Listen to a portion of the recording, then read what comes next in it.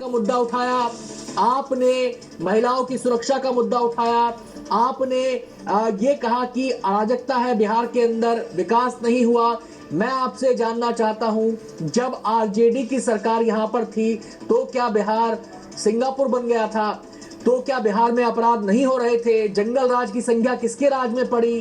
अपहरण का धंधा किसके राज में चल रहा था? अपराधी खुलेआम किसके राज में घूम रहे थे? जातीय सेनाएं किसके राज में चल रही थी? क्या उसको बिहार से मुक्ति नहीं मिली? देखिए, मैं ये कहना चाहती हूँ और राष्ट्रीय प्रवक्ता होने के नाते आपके चैनल के माध्यम से बड़ी जिम्मेदारी से कह रही हूँ इस बात को कि जिस तरह की आप ये बता रहे हैं, ये वहां से बातें कर रहे हैं भारतीय जेडीयू के बैठकर यहाँ पर कि जंगल राज रहा, लेकिन इस तरह का शासन कभी नहीं हुआ कि लोकतंत्र की हत्या कर दी गई। और ये कह रहे हैं कि आप ये बता रहे हैं उस तरीके का, उस समय के आंकड़े आप उठाकर देखिए और उस समय का विकास देखिए, आगे बढ़ने का काम हमने किया है।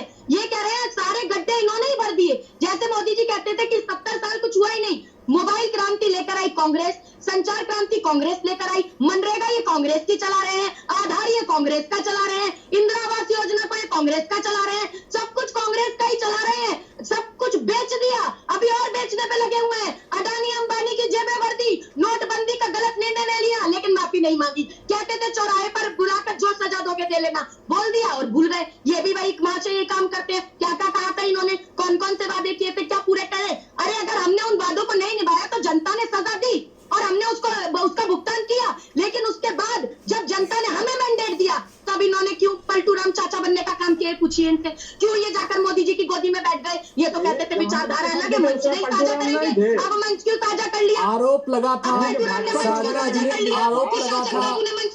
आरोप लगा था, भ्रष्टाचार का आरोप लगा था। उस समय तेजस्वी यादव पर भी उंगली उठी थी और इसी बात को लेकर टसल हुई थी। आप शायद कुछ भूल रही हैं।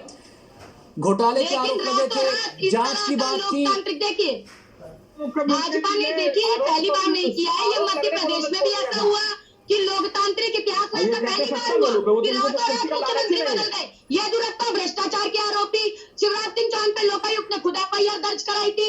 एक से एक इनके भ्रष्टाचारी और स्वर्गीय बंगारू लक्ष्मण ने जो किया उसको कोई भूल नहीं सकता। रक्षा सौदों में दलाली का, ये इनकी कौन सी विचारधारा है? एक बार बताएं तो सही, क्या विचारधारा है? यही विचारधारा है ना कि फेविकॉल के छोड़ की तरह कुर्सी से चिपकना है, लालच है कुर्सी का, बिहार की जनता का कुछ नहीं करना। अरे जो पैरों में छाले पड़े थे लोगों के, उन छालों ने जवाब दिया है आपको। वो जो बच्चे नवजात शिशु ने जन्म लिया, आज उस माँ ने आपको जवाब दिया। देखिएगा, बात होने दीजिए। इतना इतराना अच्छा नहीं होता, इतना खुश होना इतनी जल्दी अच्छा नहीं होता। जरा सब्र कीजिए, अभी समय लगेगा। कुछ चुनाव आयोग ने बोला एक मिनट साधना जी, एक मिनट आ रहा हूँ राजा जी आपके पास आ रहा हूँ आपके पास। साधना जी एक बात तो बताइए, ये जो इस बार महागठबंधन का पूरा प्रचार चला और अगर हम केवल आरजेडी के प्रचार की बात करें, तेजस्वी यादव को चेहरा बना के आप लोग नो डाउट उतरे थे। अगर आपका शासनकाल, अगर आरजेडी का जो आपकी सहयोगी पार्टी है उनका शासनकाल इतना अच्छा था तो इस बार के चुनाव प्रचार में लालू यादव का चेहरा क्यों नहीं था किसी भी पोस्टर पर? उससे पीछा छुड़ाते हुए क्यों नजर आए? लालू यादव के चेहरे से पीछा छुड़ाते हुए क्यों नजर आए? क्या डर था कि कहीं डेट्रीमेंट ना कर जाए? क्या डर था कि बैकफायर ना कर जाए, इसलिए उस छाया से निकलकर आप आगे बढ़े?